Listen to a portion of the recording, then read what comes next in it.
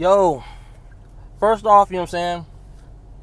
I want to give a chance to give an answer to what the question T.I. asked Candace Owens that everybody's retweeting and loving. You know what I'm saying? Right now that said make Black America great again. Because Black America, make America. Before, we're talking about make America. That wasn't the question. I am answering your question. Which period was America great that we're trying to replicate? Well, which era was it?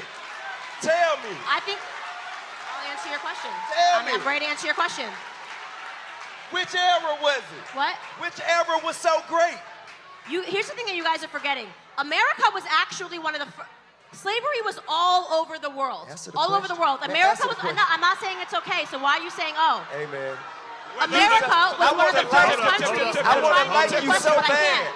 Because you're so smart. I want to like you so much. I can't answer the I want to question. hear you. I want to be able to hear them. I want to be able to hear them. If I can't answer the question and you're just going to boo when I say slavery was all over the world, which is a fact, why are you booing a fact? Because you're making light of. No, I'm not. You're making light of the enslavement of people that look like us. You can't make light of that. That ain't nothing you breeze over. I haven't even finished the sentence. How am I making light of anything? You started with some bullshit. Okay. No one's retweeting what Killer Mike said. Salute Killer Mike, you know what I mean? First off, as a black man and as a Christian, I know that in this fallen world, there's never been a perfect era for anybody. As a black man, I know especially for the black man. But if we want to truly answer the question, what era do we want to replicate? How about an era where the black community stood up for each other and stayed with each other? Where Martin Luther King could say this injustice is happening and everybody took up issue with it. How about that era? How about the era where, not mothers, but the fathers raising household wasn't what it was today, where black families took together. Back to my point, as a community, to where you can get in trouble down the street and no one disassociated themselves with you. They took ownership. That's such and such son. I'm going to go grab him by his neck and tell him not to do that, and then call and tell his daddy and his mama what he was doing.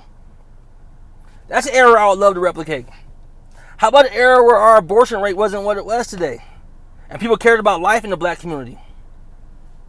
How about the era where Huey Newton and them had the audacity to take up guns and protect their neighborhoods? How about that? How about that era? Where black people stood up. Yeah. Stuff wasn't right overall. Stuff's never been right overall for anybody of my hue. Straight up. Or of my faith. It's Christians now getting doors kicked in and killed. So I'm not going to sit here and act like any era is great. And I'm not going to act like when Donald Trump says MAGA, he's talking about these things I'm talking about. He might not be, he might be. But I will say there has been a time in our community where we did better in America as a black people. I mean, some people will say it was before integration. Back when we stood together as a community. Back when you said, yo, where's the dentist at? I'm going to a black dentist. Why? To support this. Jamil Hill just wrote an article about black athletes, how much money they bring in to these other institutions.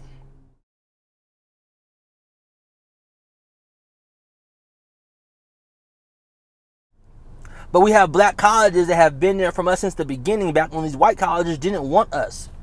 But we're not funding them. We're not taking our talents there. P. Diddy just donated pocket lint to a black college. Don't get me wrong, $20,000 is a lot. Yo, cash at me if it's pocket lint to you. ST typo, Saint typo. But that's pocket lint to that man. He's about to be a billionaire. What about that? What about us sticking back to our community? Let's make America great for our people in that sense of we get back to that, where we're one community. To where when Trayvon Martin happens, we all stand up, we all ride. We all ride. We all sit together. How about an era where when Kaepernick took a knee, you don't have people like Dak, Elliott, and Dez. Well, you know, brother, I'm not going to do that. I don't want to accept such and such. Or an era to where we knew that no one cared about us but us. How about that era? You know, because right now, it's people like T.I. and John Legend. Y'all think the Democrats have y'all back. Toward Negroes. A fox acts friendly toward the lamb. And usually the fox is the one who ends up with the lamb chop on his plate. The wolf doesn't act friendly. And therefore the wolf has more difficulty in getting the lamb chop in his plate.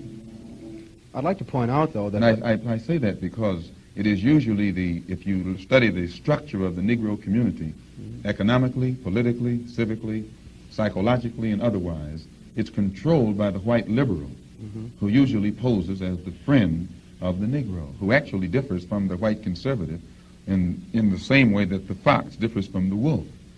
Their appetite is the same. Their motives are the same. It's only their mannerisms and methods that differ. Why that an era where we know no one has our back and we go for what's ours, no matter who it is? Yeah, it used to be like that. Malcolm X was not no Democrat. I'm not saying he was a Republican, but he sure as hell was no Democrat. Leaders. This included Lena Horne.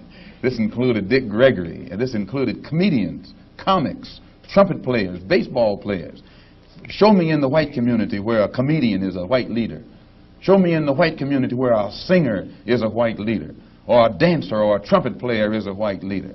These aren't leaders. These are puppets and clowns that have been set up over the white community and over the black community by the white community, and have been made celebrities and usually say exactly what they know that the white man wants to hear. So let's be honest. Jay-Z, y'all would let these Democrats do whatever they want. Just as long as they say, I hate a Republican, because Republicans are racist. Listen, man. Can they both be racist? Can they both be racist? Why do I have to choose between getting stabbed and shot? How come I can't say no? No to both. Let's get together. Do you know the Black Panthers wanted to start a political party? They didn't want to just absolve and become part of one thing and accept this injustice rather than that injustice. No. You standing up here, you know what I'm saying? Hoo and Kiki shooting down Candace Owens. Yeah, it's a lot of things too. Hoo and Kiki and shoot her down about. She says some ridiculous things at times. She also says some brilliant things. Straight up. And one of her most brilliant things is we vote as almost a 90% block to Democrats. Same thing Malcolm X stated. And we get nothing in return. And as they develop this political maturity, they're able to see the recent trends in these political elections. They see that the whites are so evenly divided that every time they vote, the race is so close, they have to go back and count the votes all over again. And which means that any block, any minority that has a block of votes that stick together is in a strategic position. Either way you go, that's who gets it. You're in a position to determine who'll go to the White House and who'll stay in the doghouse. You're the one who has that power. You can keep Johnson in Washington, D.C., or you can send him back to his Texas cotton patch.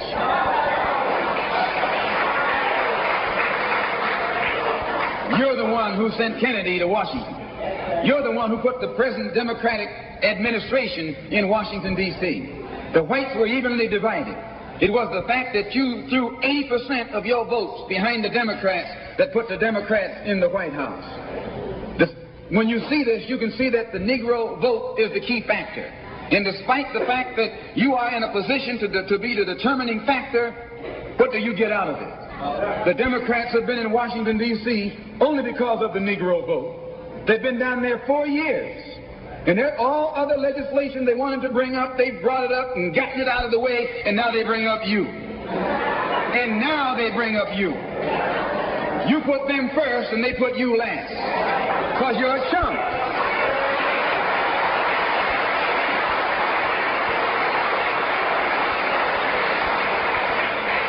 A political chump. In Washington, D.C., in the House of Representatives, there are 257 who are Democrats. Only 177 are Republican. In the Senate, there are 67 Democrats. Only 33 are Republicans. The party that you bash controls 2/3 of the House of Representatives and the Senate, and still they can't keep their promise to you, because you're a chump.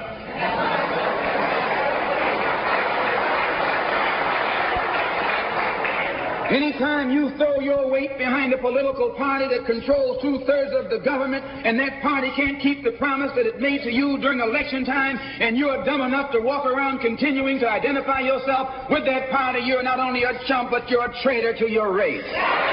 Nothing in return. That's why I didn't vote last election. I didn't vote that. Why not? Because I didn't trust Donald Trump. And I knew Hillary wasn't about to do nothing for us. Not a damn thing. You're the same one who called us super predators. The same one who's pretty much responsible for the explosion in prison rates in the 90s. That same one. So, if you're going to ask me about making America great again for the black community, I'm going to take it back. I'm going to take it back to like the 70s, 60s. Yeah, stuff was still fine. We had Jim Crow and stuff. But you know what?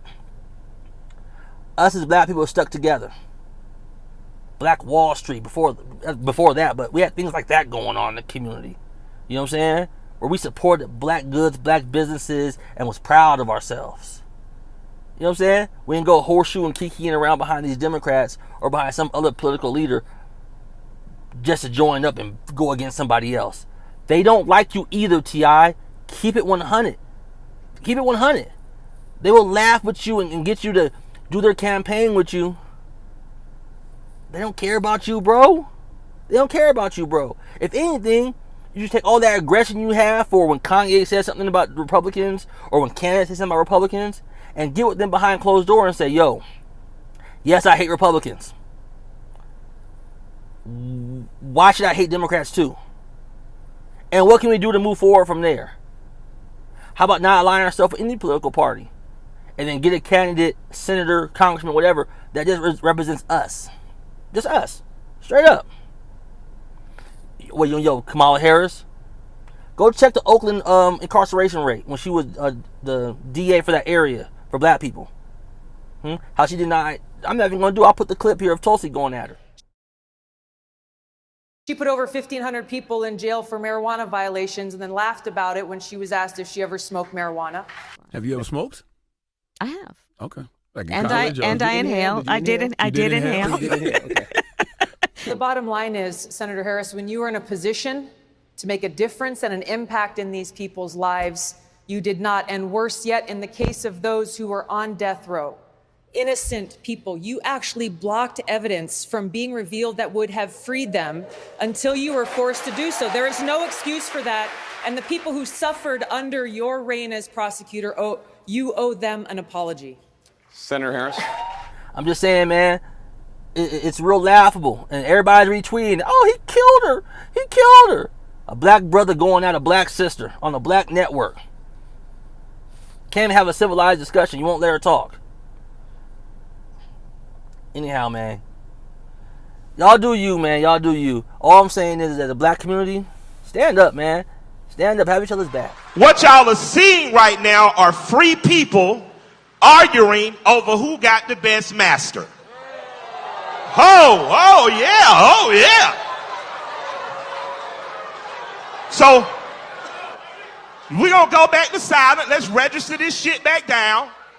We're going to lock this back down. So, I'll tell you when America was great.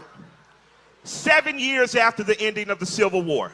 Exactly what Candace, because you didn't give the comment, so you weren't prepared for that one. No, but that's not to jump on Candace, because again, I'm disagreeing with my friend.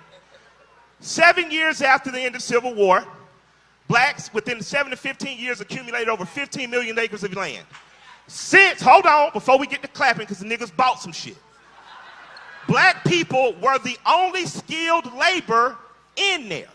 So if it was welding to be done, iron bending, cotton picking, it was black people. So instantly, your value became more. And Candace has a point. The point that she made about illegal immigration affecting you is that it's going to affect you at some point. Why? If the Kegel Chicken Factory is hiring illegal immigrants at an undercut on the rate, it affects the black people who live there who should be demanding $20 an hour because they're being undercut. So when they get wiped out, they have to hire blacks, pay them, and unionize. So she's right on that. But hold the fuck on, I'm not finished. You have to remember that people who look like you immigrate too. So before you widely say, fuck them all, remember, America is always going to have a slave class. And if illegal immigrants or legal immigrants will not be the lowest paid workers, those in prison will be, and that always ends up looking like one of their sons. So it circles back around. So that's why people who are black, who are from 2 different plantations, got to get the fuck away from massa long enough to say, how are we going to burn down both their fucking houses? Now,